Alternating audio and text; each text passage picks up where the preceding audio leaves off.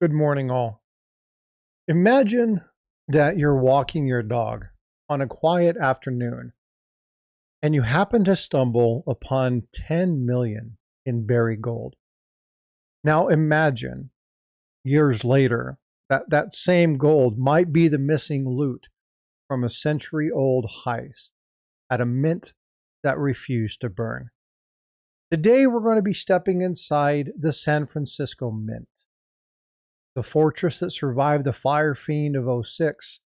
It's produced over 9 billion coins while the city around it turned to ash a number of times. This is the story of the Granite Lady, but not just the Granite Lady.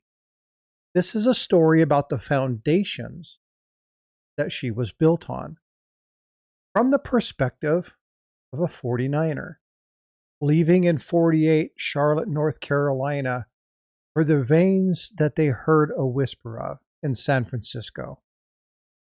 Now, it wasn't just a trip. This was a life-altering gamble. There was no transcontinental railroad. You had two brutal options: a 5-month, 18,000-mile voyage, Cape Horn, or to transverse the U.S. Mule, canoe, man, sickness was as common as mud. You'd arrive in chaotic tent city, if you arrived at all, clutching raw gold dust, and it would have no standard value. Let's tune in to the miner and see what the miner has to say. Hey all, how you doing? The year was 48. The air in Charlotte, back in North Carolina, it was heavy. Yeah, but it wasn't just humidity, it was those whispers. Men I knew my whole life, solid men, working in the gentle slopes of the mines down there in Piedmont. They were all getting twitchy eyes. I don't know if you've ever seen yellow fever, but if you've ever seen gold fever, man, that twitchy eye is a real thing. And they were talking about a strike out west. I knew they were talking gold. I saw the look. It was that new territory. We just wrestled it in from Mexico. Now, I wasn't really young then. My knuckles, they were already swollen from swinging a pick in the Carolina slate. I'd been chasing veins down a reed mine. I knew gold. I knew the smell of wet earth. I knew what the held promise was. And I knew that a little bit of back-breaking work lie in a creek bed. But those little rumors started to get louder. And I didn't wait. I didn't let the fever take the town. I packed my kit, my rifle, my sturdy pans, my pick, and enough hard track to choke a mule. And I headed towards that sunset before the rest of the world woke up. They called those boys who went in 49 Argonauts. I don't know why. I was way ahead of them. I was part of that quiet trickle that went in 48. Those folks that knew the difference between fool's gold and that real yellow luster. But the journey west, damn, I'll tell you, you won't forget it. If the gold didn't kill you, the train tried its damnedest to finish the job. So we got off the boat at Independence, Missouri. Got on a sea of canvas wagons that bobbed across that prairie ocean. First trial, it was the mud.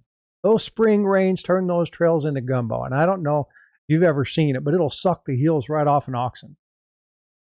Next was the dust. That wind would blow and it would coat your lungs. You'd cough up that nasty gray phlegm. People thought you were going to die. We got all the way to the Platte River, a mile wide and an inch deep. Too thick to drink and too thin to plow. A lot of people thought that the terror was going to be the natives, and they weren't much of a problem. No, we kept a wary eye. But it was cholera. See, the stocks, the wagon trains, oh man, it was an invisible phantom. You'd have breakfast with a strong, healthy man, and you'd be digging a shallow grave by supper. The fear of contagion made you bury him quick and deep.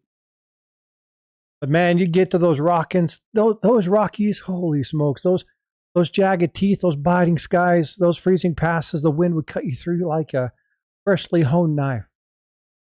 And past them was the Great Basin. Now this was a hellscape. Alkali water, poison the stock. The sun beat down on you until your brain felt like it was boiling inside your skull. We left a trail of discarded heirloom furniture across those plains. Dead oxen, floated in the heat, and a ton of broken and scattered dreams across the sagebrush. But after a while, we made it. I hit the Sierra foothills just before the madness was starting. In those early years, I'll tell you, it was chaos, but it was also glory mixed in equal measure. And those claims across the American and feather frontiers that I worked, it was freezing water up to your knees all day long. Your back would scream, and that cradle you'd be rocking until your arms went numb. But the color, man, I never seen anything like it. You could dip a pan and pull up a nugget the size of peas, that shiny, greasy, bright yellowness against that black sand. I did well, better than most, but it's because I knew the land. I mean, we had just done Carolina. But having gold in the camps, it was a liability. Murders spilled over poke dust were a common occurrence in Hangtown and Sonora. You wanted to get real value, you had to go east. I made that miserable trek. Hauled pounds of raw gold San Francisco through the mess of canvas all the way down to the shanties that burnt down every other Tuesday. 6 times that city burned. And I still booked those leaky ships. All the way down around Cape Horn. They were terrifying. Tempest, freezing gales. Just to get my metal to Philadelphia. Shipwreck, risk of pirates, a dishonest captain who was willing to throw you over just to skim some gold off the top. It was all a constant battle. Then came 54. 54 changed everything for us. San Francisco had went from a mud pit to a big, frantic city of wood and brick. But on Commercial Street near Montgomery, the government finally helped us out. They opened a branch mint. And I tell you, you can't overstate what that meant to us diggers. Before 54, we were at the mercy of the private assayers and the bankers. And they would just discount your dust, sometimes take in 10, 20%, or turn it into usable coin. Yeah, we were getting fleeced. But the mint opened in 54. And I tell you, suddenly a miner could walk in with his dust and walk out with a shiny gold coin. Eagles, those double eagles, and at full government value. Oh man, it brought stability to a chaotic frontier. It legitimized us. We weren't just scroungers in the dirt anymore. We were the engines of economy. That little brick building, man, it pumped $1 million into that hard currency in just a few months, all bleeding from the veins of the nation. It paid for the cities of the West Coast to grow. It funded those railroads that were clawing their way towards us. And it gave the United States a financial backbone that was made of gold. And not very many nations could match it. It really was turning the Wild West into a financial powerhouse. Now, I'm an old man now. The year 1874. My knees don't bend like they used to. I traded my pad for a comfortable chair here up on that outhouse boarding hill. And I watched the city, like I said, burn and rebuild itself 6 times over. City's a fire trap, and that old man of 54 was no different. But the city just outgrew it. It grew its borders, and it had to expand too. But just this year, I got to stand in a crowd and look up at the new one. Damn. They called it the Granite Lady, and she is a fortress. This thing is imposing. They say it's the Greek revival. I'm not sure what that means, but it looks like a temple dropped in the middle of the sand dunes. You know, they had to build that thing on timber and concrete to withstand the quakes that would rattle our teeth out every few years. Those walls are thick. They came down from Canada, I believe. They're fireproof, thief-proof, and time-proof. Inside, holy smokes, marvel of modern age, the noise deafening. Massive steam engines, drive presses, they shake the floorboard. And I tell you, no longer just a few men weighing a little bit of dust. This is a full-on assembly line of wealth. Turning out silver dollars and $20 gold pieces by the thousands every hour. And that heat from the milling furnaces, woo-wee, that'll send your eyebrows. But the heat of the hot metal, that air is thick. It's a long way from swirl and pan in a cold mountain creek. Sometimes I sit and I look at it. Look over the bay. Look at my old hands. Gnarled and scarred. All those years gripping the pick handles. And I miss it. I miss the silence. Oh, those high Sierras before those damn hydraulic cannons tore that mountain down. I miss the thrill of seeing that yellow flash. Oops, hold on. There's a twitch. Yellow fever, what'd I tell you? That gold fever never leaves your blood once you caught it. Oh, we were a rough bunch, us 49ers. We tore the earth up. It tore us up. Sometimes we tore up each other. But we built something. That whole damn state, the golden empire by the sea, was forged on the crucible of our ambition. I can't help it. I look at it. I see that granite lady. She's going to stand there for 100 years pouring out wealth. That soul of California, that's ours.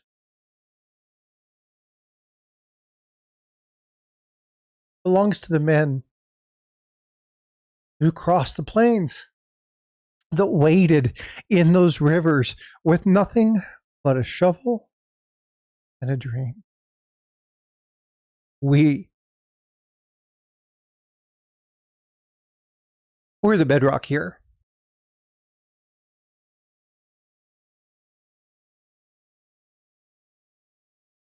So as the dust settled, the population went from 800 to over 2,500 in just a couple of years.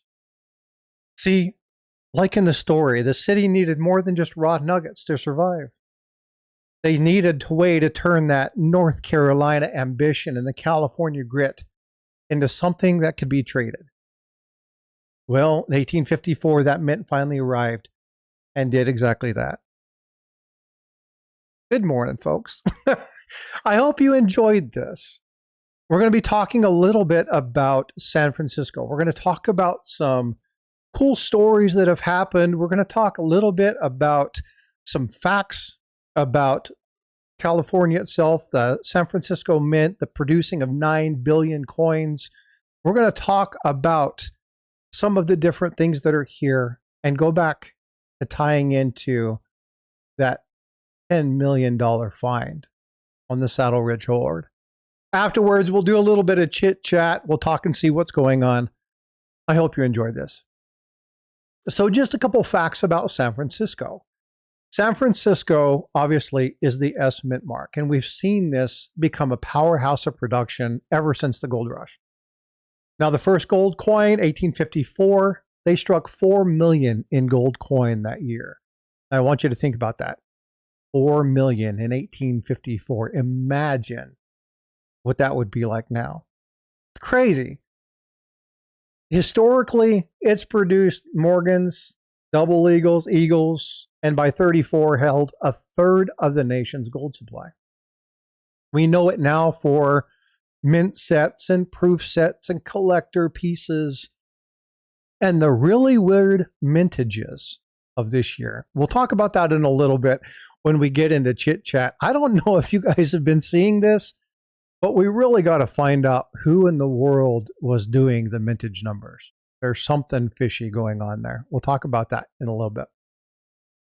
We're also going to talk a little bit about 1901. So I'm going to challenge chat with the first question of the day. And that is, what happened in 1901? Anybody know? If I was to say Walter Dimmock, would that have helped anything? Would that help you? Would you enjoy that? Would you know who that was? So for those of you who don't know, Walter Dimmock was a man who was a mint thief. He was convicted of stealing $30,000 in gold coins. Now, in that day, the value was not like inflation. We'll talk about this another time. I'm not going to get into the inflationary prices and all that stuff. But it was about $1 million or so when the Saddle Ridge Hoard was found. Okay. By today's standard, it's 10, 12, 14 million. Okay. Yeah, and I got to remember that there's a delay on this.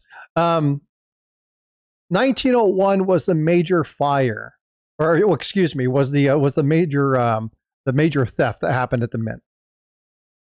And so in 2013, something happened in Northern California. Man was doing some work in a field and found in a bunch of old, worn out coffee cans 1,427 gold coins valued at over 10 million. Now, they say that there was no really a tie or connection. Now, I've done a whole story about this. We've talked about it. If you want to watch the video, go ahead and go do so. It's a great story. You guys know I love my hoard stories, right? So you have to go check that out. But one thing about this piece is it's extremely ironic. So if you look at the value of gold and you take the number of coins, you come up with a very interesting number, 1,427. If you guys have a calculator, you guys can do this. Again, we'll be talking about another calculator shortly when we're talking about the U.S. mintages of this year. But anyway, that's kind of weird. So go through, and I'm going to pull up my calculator right now. 1,427 coins, and then I want you to times that by 20. Again, you're talking about $20 gold eagles. How ironic that it's almost $30,000. Come on. That can't completely be coincidence. Now, the theorists believe this was Dimmock's stolen loot, but even the United States Mint wanted to check into this. They wanted to see if they could find any tie or any connection. And the U.S. Mint finally said that they had no information that would adequately link the hoard to the 1901 theft. But again, experts look at this and go, there's dates and conditions that don't match necessarily the new one. It's just kind of ironic that they never said Walter Dimmock took the freshly minted coins. There was nothing ever there. And so there are some things to look at. Again, there's not enough documentation of how long Walter Dimmock worked at the mint for a number of years. There's no telling how long that operation went on. He could have gotten many of those old years. So they're never going to be tied together. There's so many people that find the connection there. It makes for a great story. Now, a lot of people in chat a little while ago said earthquake, 1906, fire. Yes, 1906, there was something massive that happened, and that was the big fire fiend. But few people realized that San Francisco had 6 major fires, that one being the most catastrophic. San Francisco was prone to fires. They were prone to things happening like this. And so it became one of those things where they had to start moving away from just brick and wood. They had to get to something bigger. And this is why the Granite Lady was built of granite. They needed something that would withstand this. Ironically, after they built this, the 1906 fire, the mint was the only thing left standing for a number of blocks. And so it was so hot that the fire melted the glass. Now, I don't know if you say supposition, a belief, statement, but there's documentation apparently, and I haven't been able to find it. I don't know where it's at. If any of you are tracking this, I know, Mike, you love the history and stuff. You might be able to have this. But they say that there were a group of people inside the mint working at the time of the fire, and that they used their own internal well water, and the water pump failed.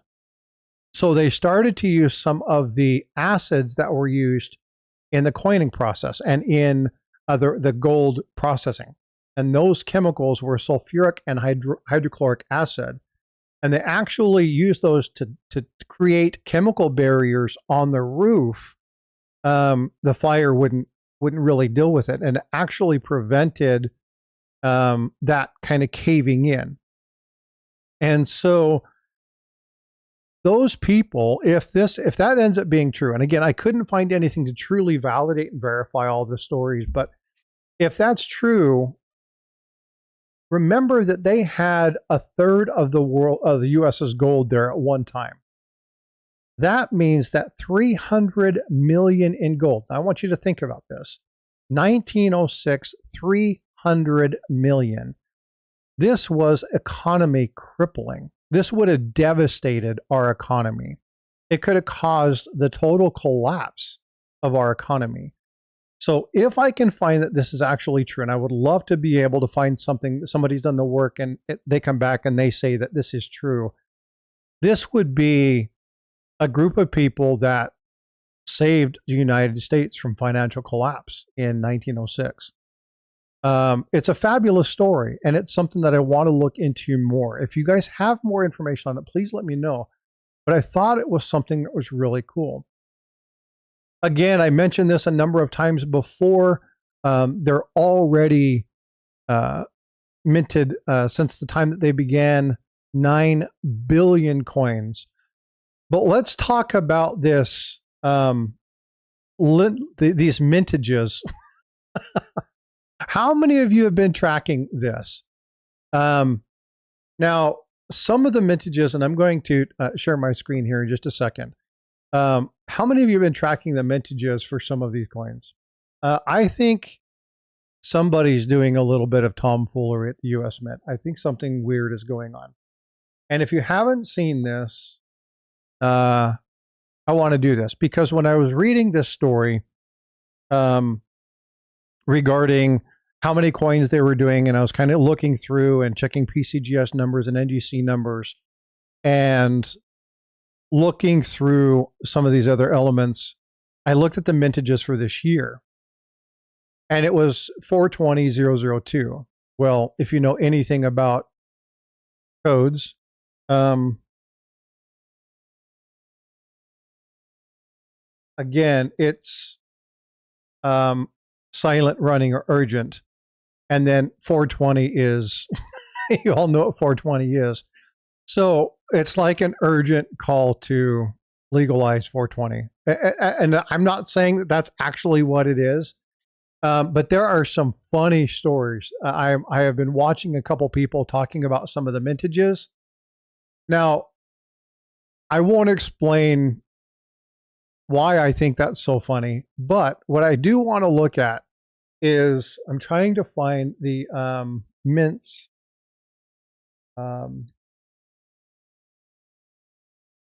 mintages real quick because I need to find the product number for one of these pieces. So I have to get to descriptions. Hold on just a second. Yeah, I don't understand some of these mintages, and I'll show you. Where is it? It is the Silver Eagle, and I think the Silver Eagle.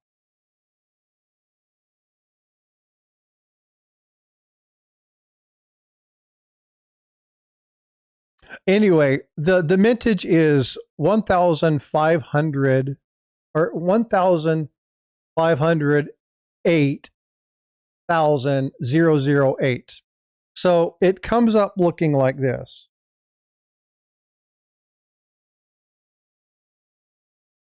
Now, I don't know if anybody's ever been a kid and utilized a calculator, but if you have a manual calculator, most kids know what this is. We know this number, 58008. We know this as young boys.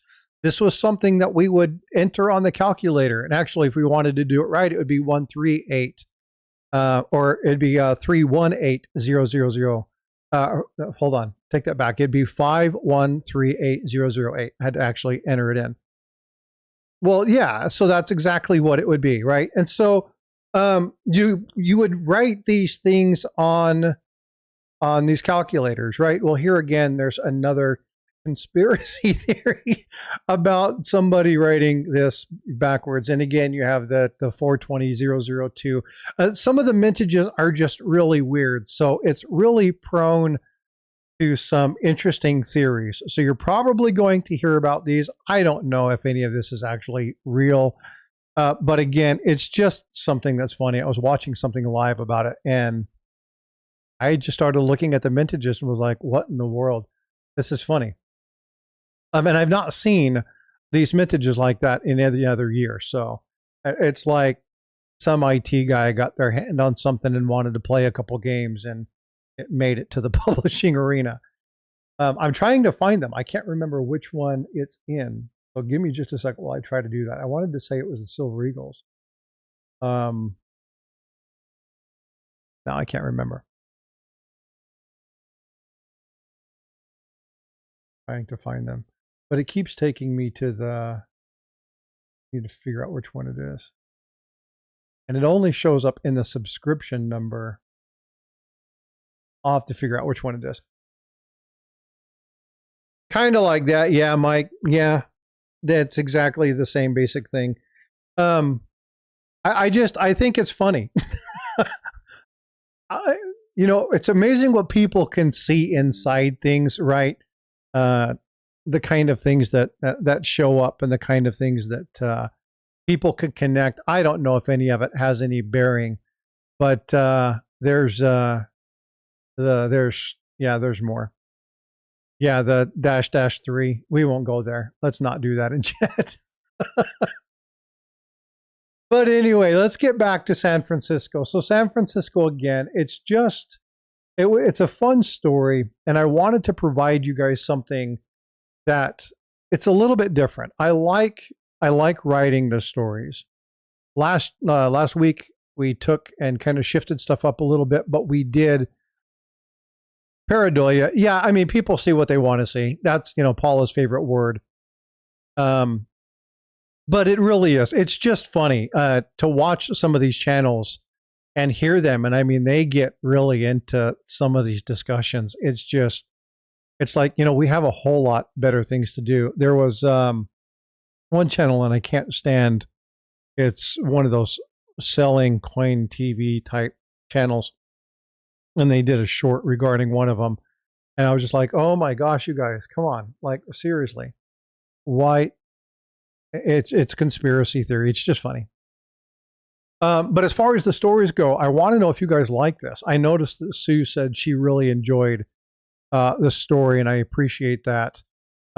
Looking in Sunny Guns, yeah, I was definitely born in the wrong era myself. I'm going back through looking at chat. So just trying to find ways to make it fun and engaging. Do a little chit chat, talk about some coins. I'm actually not going to go the full time today. I'm actually going to take a little bit of time. We've got some things we've got to get done, but I want to start engaging you guys more with stories. So if there are things that, yeah, Mike, we don't go there. That whole thing's a mess. I still don't understand. That is, yeah, I still don't understand that. But Luther's like, what in the world are you doing? You're making me remember all this stuff I forgot about in high school. Yeah, but a lot of it is childish, but it's funny. I mean, it's amazing to see what people look through and what they look for, and well, so Bill, that's one thing that I want to do. And again, it's only 15, 20, maybe 30 minutes max. But it's time to kind of settle in. Grab your cup of coffee, sit down, and just listen. And I enjoy this, right? And this is one of those things that I like to go through. And yeah, that's cool, Mike. I enjoy stories. I enjoy the histories of things. And so being able to write something for you guys to do that and sit down, yeah, that's this is Luther. I know what you're talking about, but this is the same thing, right? You used to get around and listen to people tell stories.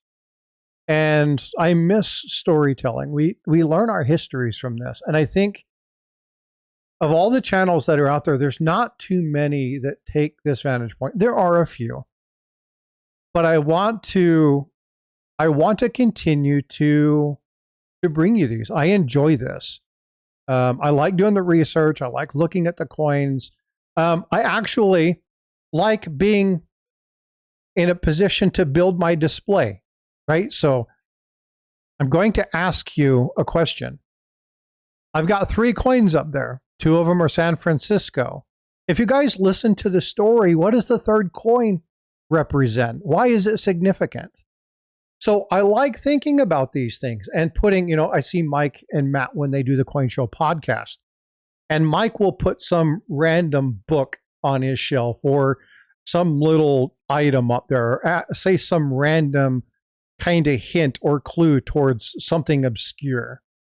I like being able to go through and look for those things and go, you know what? There is something about this that I can pull this in. This coin actually ties a couple different pieces together. But what does 1874 have anything to do with the other 2 coins? And that's the name of the title. What are the difference between these, right? What is that here? Building your own climax of the story. Yeah, and so I like to do that. I enjoy writing. I like being creative. But I want you guys to have fun. Really, that's ultimately what this is about. I want education to be fun. I learned this from a teacher when I was younger. You can have fun in the classroom. And I learn better when I have fun. And so I want to pass that on because I think this will carry on. Plus, I really am concerned about making sure that we have good, solid information. So I try to give you good details inside the fictional story. Copper Out Coins, good morning. My son finishes A school soon. That's awesome. Congratulations. Give him a good fair winds and following seas to A school for me, if you would. His son is in the Navy and just finishing one of 2 sets of schoolings, actually probably 3 sets of schoolings for him. So congratulations. He's got through his training and he'll be going to C school soon, I believe. Congratulations. That's awesome. Again, pass along my congratulations to him. Again, I'm always supporting the youth in their endeavors to protect our nation. So again, I offer my salute. I had my hand raised for a minute, forgot I was, you got jokes. Yeah, it's a lot of fun. So, folks, if you will, please, again, do the same thing. Thanks, Paula. Congrats to his son, right? Again, that's a big deal. All right. Sue B, I love storytelling, research, and learning in general, creative way. It's not done much anymore. Yeah, exactly.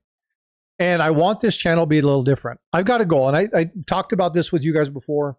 I want to get to 15K this year, right? And that's a little more than double. That's a big freaking ask. And I can get there. I know I can get there. But it's going to take engagement from you all as well. And so sharing out, if you enjoy these things, right? You're listening right now and you're not subscribed, 90% of the people who watch my channel never subscribe. There are returning people that watch multiple videos that never subscribe. If you're listening right now and you're not subscribed, subscribe. You're here. It's real easy. Just hit the button, you're done, right? It doesn't even take you out. So if you want to join a part and be listening to these stories and listen to people like Paula and Eric and Jack and come up and talk about various items. I'm the only one on panel this morning, Bill. I don't know if I opened the wrong item. I know I'm in the right platform, but I'm not sure. What? I don't get it. I'm not sure. I think I missed something. There's something weird going on right now. What's up, AZ Coins? How you doing?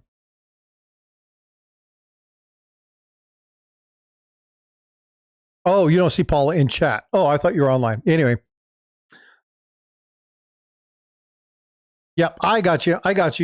I'm a little slow. There's a little bit longer lag than normal. I'm lagging about 12-15 seconds between my live stream and the chat inside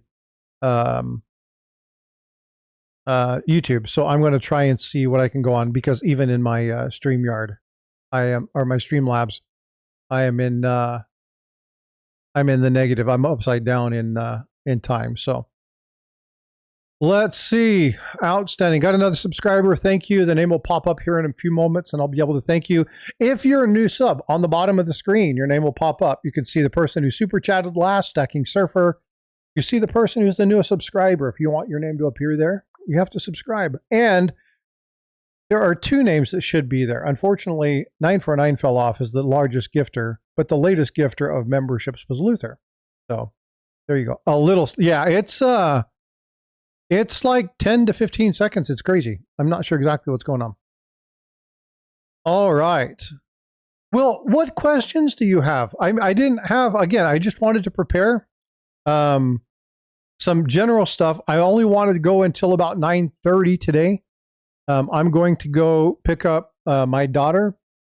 She is doing some art pieces. We have a couple people in the community that have been having a hard time, and so she has done some redesigns of their pets. So she's done some paintings and some drawings and coloring. I'll post a couple images on my community page. So we're going to go take and get a couple of those things sent out today. 949, I've got your package, and Luther, your poker chips will be going out today as well. I've got one for each kid for both myself and Tiger. Those will be going out for you. So thank you so much for letting me know that your kids wanted one of those. We'll get those out. I have ordered new ones. They don't even look like they've been run yet. So I need to reach out to the company and find out when they're going to run those. So hopefully I'll be getting new poker chips here within the next 3 to 4 weeks. I know Jack's on, so we'll make sure we do that. I will pull one aside for you, Luther. Paula, Eric, you guys will all get first dibs on those. And then obviously I'll be splitting those and sending the other half to Jack. That's all the news I have for the channel. So yeah, so one thing, I'm gonna just chit chat for just a minute. One thing about this channel, one thing about this, and I want to reiterate this. Anybody who knows me knows that I take community seriously. And when we have people in our community who are struggling or suffering, if it's bad and you say, hey, I need somebody to talk to, I will do so. I will take time to make time, because I firmly believe in that. There are a few people in chat that know that very well. And there are some people that are not here that know that very well. And the other day I got a phone call from somebody that said, Frosty, we just need to talk. Now, I planned on going for a short walk. I walked over 5 miles while talking to this person about what was going on.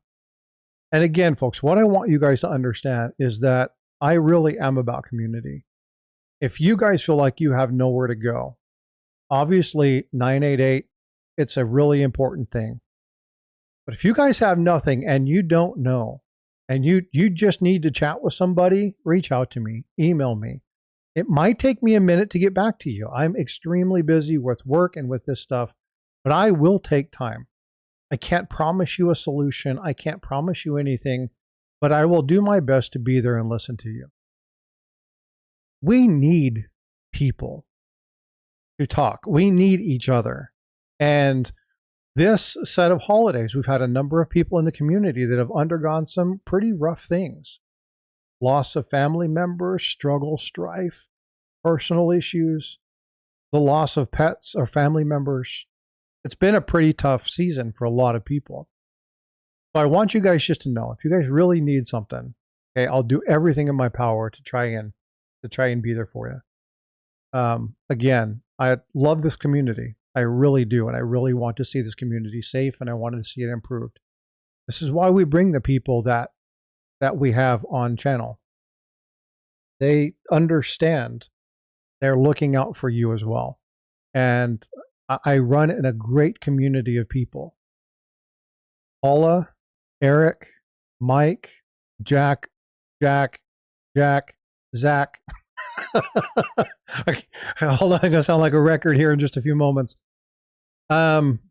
Matt, Shannon, Amanda, there are so many phenomenal people that are part of this community, and so I just want to make sure that they have a good place to come to, right? Share their knowledge, share their wisdom, and it's for you, really. It's for the community. Check Stacker just gifted 10 memberships. Check your stud. Look at that. His name changed on the screen. Barbarossa, Justin Twitch, Syntax, Raspberry Hedgehog, Atomic, Joe Cavi, Seth, Robot, Cookie Says, and Old Hometown all got gifts. Jack Young, what's up for tomorrow? Well, tomorrow we're going to be talking about San Francisco. Jack Young's going to be here, and we're going to be looking at some bad coins. Now, here's the thing. Some of these are good coins. They look really neat. They're really cool.